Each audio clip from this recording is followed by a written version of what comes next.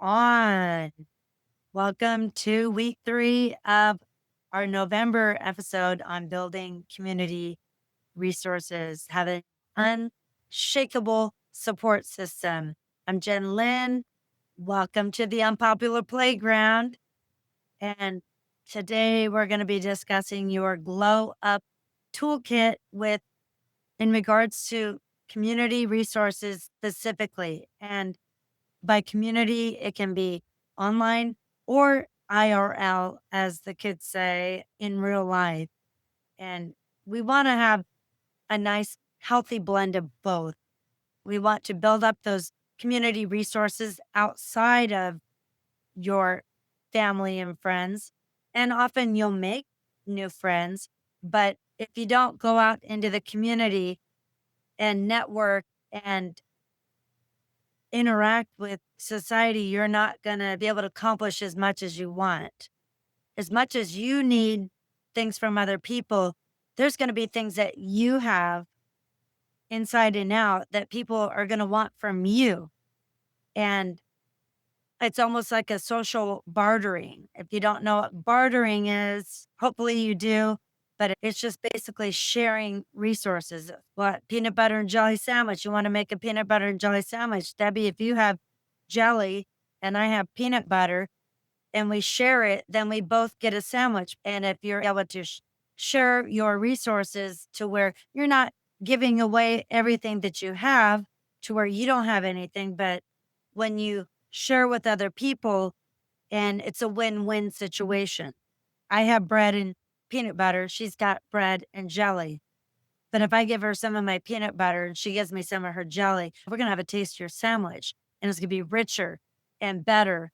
And we can do that with our personal resources, with things that we have access to that nobody else has access to. And if you're able to connect with these people and you talk about your goals and things that you want to do in life, and you get involved with other communities, like, for example, I'm part of Toastmasters International, and it's a public group on how to do better public speaking. I recommend it to everybody. Only helps to improve you, but also very often there are other professionals and it teaches dress professionally.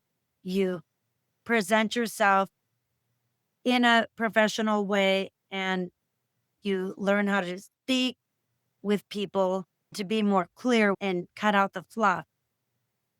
And what are your thoughts on this so far, Debbie? What would you add? I would say that that's pretty much spot on. I think by getting yourself into the community and talking to people, you learn a lot. I've found quite a few books for kids to, when they're going out on their own, also to learn how to use resources. But a lot of people, it's hard for them. I have a granddaughter that's very shy. And for kids that are shy, sometimes I think having books to relate to can help them become more sociable. And I've made a list of different books that kids can use when they're going out on their own. And one is called Adulting 101, and it's wisdom for life. And it's a complete guide on life planning, responsibility, and goal setting by Josh Burnett and Pete Hardesty. Another one is Grad to Grown Up, 68 Tips to Excel in Your Personal and Professional Life by Jean Rice and Courtney McGrawis. And a good one for people that tend to be shy is How to Talk to Anyone About Anything, Improve Your Social Skills, Master Small Talk, Connect Effortlessly, and Make Real Friends. Very important for people going out in the world, especially when you're entering the job world. And that's by James Williams. And then there's one, Emotional Intelligence, Why It Can Matter More Than IQ by Daniel Coleman. I've And, read that one as well.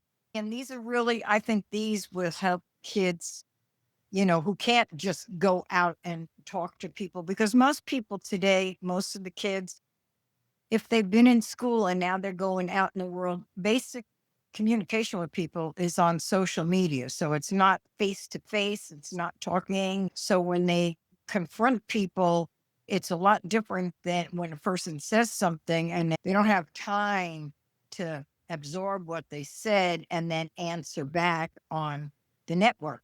This one here is also New Rules of Work, the Muse Playbook for Navigating the Modern Workplace by Oh, I wanna read that. That sounds interesting. it's by Alexander Kavalakis and Catherine Minshew. This one cracked me up. Make Your Bed, Little Things That Can Change Your Life and Maybe the World's by Admiral William H. McRaven. And he Really? talked about that, making your bed. He actually gave a little speech. I think it was a keynote speech, and I was like, "I wonder if it's that military guy." And he really made a big deal about making your bed Because and it's like how that changes your mindset. it does, because it's like that's the keynote to start your day. If you get up in the morning, your bed's a mess, and you leave the house, it's like your day is starting off in a mess.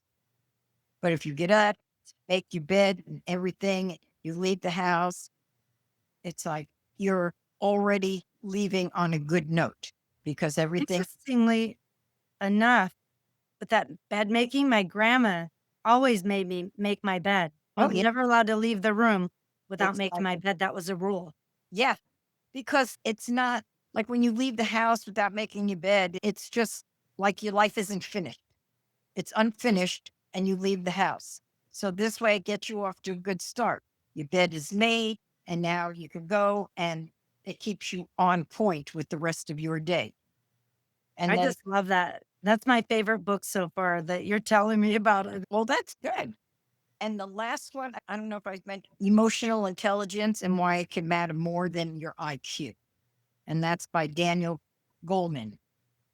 And some of the other things that I had thought to mention was also have you know, make an ultimate first apartment checklist, for yourself. These are things like not everybody thinks about these things. And it's something that, you sit down and look it up, go online and look up what is a first apartment checklist, things that you need.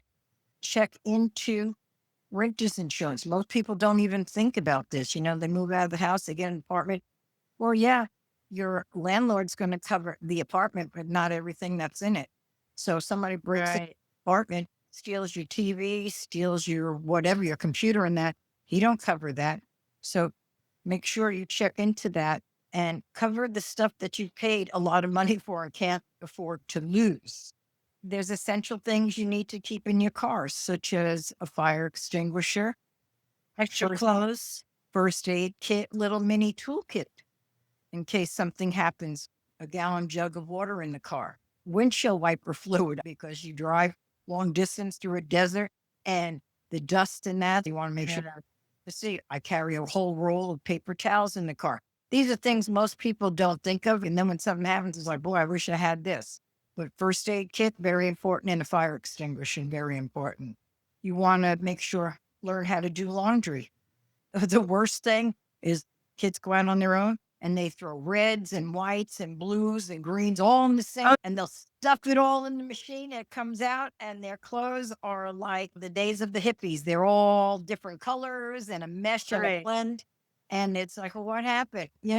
So make sure, you learn, talk to somebody. How do I do laundry? I mean, you can look it up. They'll tell you how. When I decided I wasn't going to be mom anymore and do everybody's bidding, I left a list in my laundry room and it's like, okay, this is dark wash and had what goes in dark wash, what temperature Yeah. it's, what you use, what detergent you use. This is a light wash.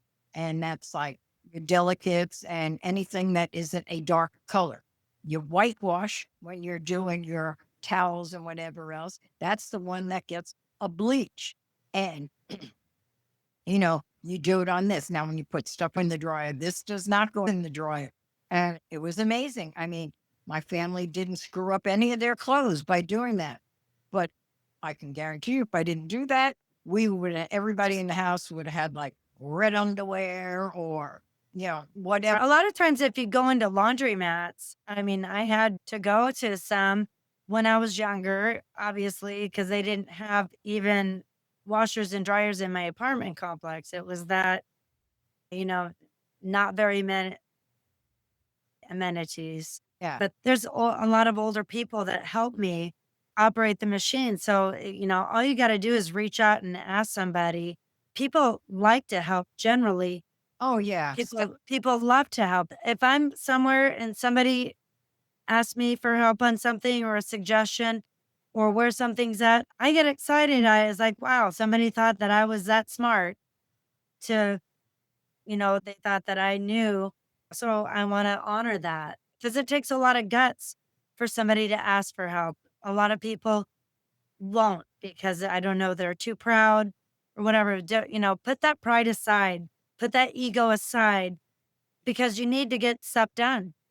You got laundry to do. You got all of these things to do. And if you don't know how to do it and your family and your friends aren't around, because they're not always going to be around, they got to, you're going to have to open your mouth and ask. Right. They're not going to bite you. They're not going to hurt you. And a lot of times people are going to say yes more than no. There's a lot more yeses when you're asking for help on something. Begging for money, that's a different thing. But if you're just asking for advice on how best to do something, everybody's got a best practice. Same with like your Yeah. apartment list that you talked about. Somebody's ultimate apartment list might not be yours, but you know what? You take the things that work for you and don't add those things on that don't work for you. Then go to another, look at about 20 different ultimate apartment lists. When I first started teaching, there were many well-meaning teachers that would, here's some things that you can do. And, a lot of those things didn't work for me because I didn't like them. What they did for their classroom did not work for me and my style in my classroom. But you know Right. what? There's always at least one thing that I could take away and that I do use from every single person that offered me advice. And sometimes I would ask, a lot of times it's unsolicited. People will give you advice no matter what. Just have a baby and you'll find out how many people have got something to say and advice to offer. And you're like, thank you. Thank you very much. I think most people are well meaning, but Yeah. sometimes they do get a little condescending with their advice as if their way of parenting is the only way. And Right. that's when it just, just thank you for sharing. That's one of my go tos because I am grateful that people felt open enough to be able to share because it's not always easy. Not easy to share. You don't want people to go through the same pain that you did. For the great majority of people, they don't want you to suffer. They want to feel like their life lessons will help you to avoid a pitfall that maybe they fell into. Right. And I think that's genuinely most people's intention that they're really trying to help, even though maybe the delivery wasn't the best. I think most people want to help. And I think if you ask and then try to take their message to heart, not so much as the delivery. And I think that you can perhaps expand that social system and you can maybe even go back to that person that had the bad delivery. You say, that piece of advice that you offered was really helpful. Thank you. And they become your greatest allies. I agree. I totally agree. There was also, That's what I'd have to say on that. yeah, also three other books that I found too. How to Adult, a Practical Guide, Advice on Living, Loving, Working, and Spending Like a Grown Up by Jamie Goldstein. Adulting Made Easy. Someone should have told you about getting your grown up act together. That one is by a man. And finally, the last book was Grown Up Stuff Explained 75 Topics 18-Year-Olds Should Know by witty writer. I think, I'm hoping that our listeners can get a lot out of these book recommendations, out of the things that we've discussed so far, and then the networking. You can always network on LinkedIn. a lot of social media. I mean, people bag on social media a lot because most people use it for self glorification Right. as opposed to networking with other people to try to build together, to build a network system that it can be a win win. A lot of it is narcissistic, but you can take all of this information that you can get and just feed off of it and use it, reframe social network to making it work for you by reaching out and trying to connect with people that are like-minded in values and with the goals that you are trying to achieve, and the different social networks like in real life like Toastmasters, even your fun groups. Like my son does cosplay and he runs into a lot of people that have helped him out with that. It's like, "Hey, oh, I know you want that. I got somebody for you." There's just so many different ways that you can even connect with people that are maybe a little older and wiser, that they end up becoming your mentor. You want people that are already where you want to be at. Don't listen from the peanut gallery of people who aren't movers and shakers. Well, you're not where I want to be anyway, so you don't need to be part of my support system and you don't need to give your feedback. I don't need feedback from people like that. You want feedback and mentors from people that are going in the same direction as you or that are already there.